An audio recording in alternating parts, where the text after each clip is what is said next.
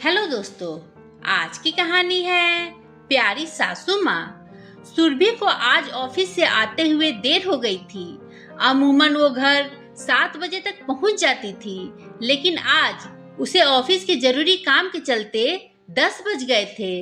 Multinational company में job करने वाली सुरभि का ऑफिस से घर आने में देर होना कोई नई बात नहीं थी। 7 बजे की उसकी छुट्टी कभी 8, कभी कभी 8:30 तक पहुंच जाती थी, लेकिन आज ऑफिस से निकलने में ही 10 बज गए थे, यानी कि बहुत ज्यादा देर हो गई थी। इतनी लेट होने की वजह से ऑफिस की कोई कैब भी उसे घर छोड़ने के लिए मौके पर नहीं मिली, जिससे वो और ज्यादा परेशान हो गई। काम के चक्कर में उसे वक्त का ध्यान ही कहाँ रहता है, यही सोच वो जल्दी जल्दी चलती जा रही थी। सुरभि को याद आया कि 3 दिन से मायके गई जेठानी तो 2 दिन बाद वापस आएगी। ऐसे में घर का सारा कामकाज उसको और सासू माँ को ही देखना होता है। आज देर हो जाने की वजह से पापा जी की रात की दवा, मम्मी जी के पैर की मालिश और हमेशा चाची चाची करने वाले प्यारे बंटी का रात का खाना, ये सब कैसे होगा। घर पहुँचने में सुरभि को अभी भी 10:30 होना ही था। सुरभि सोच में पड़ गई कि पति रौनक भी घर पहुंचने वाले होंगे। आज तो घर की लाडली बहू को पक्का डांट पड़ने वाली है और कल से ऑफिस जाना भी बंद। सुरभि मन में सोच रही थी। उसे पड़ोस में रहने वाली मिसेज वर्मा याद हो आई, जो हमेशा अपनी बहू को अपने कब्जे में रखने की बात करती है और सुरभि की सास को उल्टी सीधी पट्टी पढ़ाती रहती है। वो तो सुरभि की प्यारी सासू माँ है, जो मिसेज वर्मा की सारी बातों को हंसी में उड़ा देती है। अब सुरभि को पड़ोस की मिसेज कुमार याद आई, जो अपनी पढ़ी लिखी बहू को अपने सो कॉल्ड सोशल नेम्स के नाम पर हाउसवाइफ बनाकर रखती है। घर की सब जरूरत की चीजें पति और बेटे से मंगवाती है और खुद भी मंदिर और रिश्तेदारों के घरों के अलावा बाहर कहीं नहीं जाती। और बहू तो बस घूंघट में ही ससुराल से मायके और मायके से ससुराल तक का ही आना जाना करती है, वो भी सासू माँ के मर्जी के अनुसार। मिसेज कौशल की बहू रागनी को बड़ी मुश्किल से स्कूल टीचर की जॉब मिली थी, जिसको करने के लिए उसने ससुराल में हर एक के सामने जाने कितनी मिन्नतें की, तब जाकर उस बेचारी को घर से बाहर निकलने का मौका मिला। लेकिन स्कूल के किसी भी फंक्शन में देर तक रुकने की इजाजत अभी भी रागनी को नहीं मिली थी। सुरभि को याद आया कि उसके पड़ोस में ऐसी कोई औरत नहीं थी जो इतनी देर तक घर से बाहर रहती हो। अचानक सुरभि के भीतर एक अनजाना सा डर प्रवेश कर गया। सुरभि जल्दी जल्दी कदम बढ़ा रही थी। नवंबर की ठंडी हवाओं में भी सुरभि के चेहरे पर पसीने की कुछ बूंदें उभर आई थी।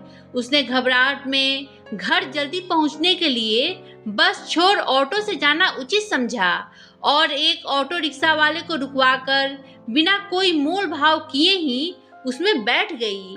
ऑटो चल पड़ा। ठंडी हवाओं के झोंकों से सुरभि का पसीने से भीगा बदन सूख गया।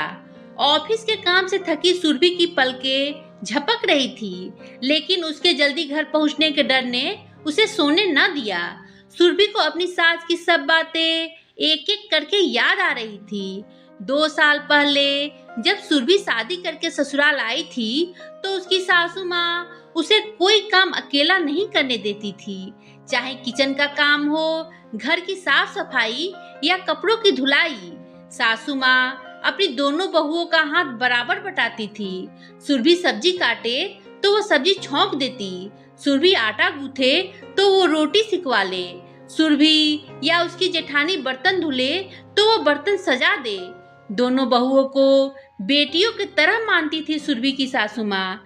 सुरभि कभी घर में बोर हो तो उसे अपने साथ सुपरमार्केट ले जाती शॉपिंग के लिए।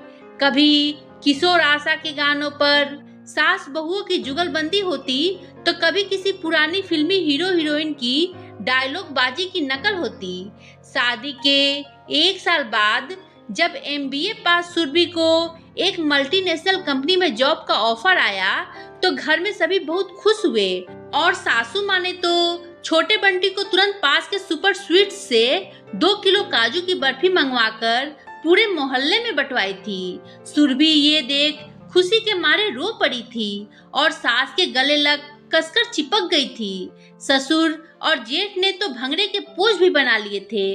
रौनक और बंटी ने सुरभि को अपने हाथ से बर्फी खिलाकर उसके खुशी के आंसू पोंछकर उसको हंसाया था। जेठानी ने गर्व से छाती चौड़ी कर 1 किलो पनीर पति से मंगवाकर सुरभि का फेवरेट चिली पनीर और खीर पूरी बनाया था। सुरभि ऑफिस जाने लगी थी। रोज सुबह जब सुरभि उठकर घर के कामों में लग जाती तो देखती सासू माँ बंटी की स्कूल ड्रेस के साथ सुरभि के ऑफिस के कपड़े भी प्रेस कर देती। ये देख सुरभि अपनी प्यारी सासू माँ के गले लग उनके गाल पर एक प्यार भरी पप्पी चिपका देती। सास बहू दोनों मुस्कुरा देती और सुरभि का पूरा दिन खिल जाता। ऑफिस के कामों में डूबी और घर के काम काज में मस्त सुरभि को सासू माँ ही चेहरे की बिगड़ी रंगत देखकर पार्लर की याद दिलाती और सुरभि के मना करने पर भी उसे जबरदस्ती पार्लर चलने को कहती। ये देख जेठानी भी खूब हंसती और सुरभि से सब काम छीन उसे सास के साथ जबरदस्ती पार्लर भेजती। पार्लर में सासू माँ आईब्रोज बनाती पार्लर वाली के हाथों की कारीगरी को दिशा निर्देश तक देती ताकि उसकी सुंदर बहू और सुंदर लगे। नई नई स्टाइल के हेयर कटिंग कराती। सास की तन्मयता देख बहू मंत्र मुग्ध बस चुपचाप मुस्कुराती हुई कठपुतली बन बैठी रहती। सास दोनों बहुओं के लिए कैल्शियम और आयरन की गोलियां लाना कभी नहीं भूलती और अपनी दवा और मालिश के लिए तभी मानती जब बहुएं जूस और गोलियां ले लेती थी। ऑटो में बैठी सुरभि को सास और ससुराल की सारी बातें याद आ रही थी। वो ये सोच रही थी कि कितना अच्छा ससुराल उसको मिला है, लेकिन आज उसके इतना लेट होने पर सासू माँ का क्या रिएक्शन होगा, ये सबसे बड़ा सवाल था। ऑटो से उतरकर सुरभि ने डर से राहत पाने के लिए अपनी माँ को फोन किया और अपने लेट होने की बात बताई। माँ ने सुरभि को लेट होने पर कोई राहत की बात तो नहीं की, उल्टे डांट जरूर लगा दी और आगे से टाइम पर घर आने की नसीहत दे डाली।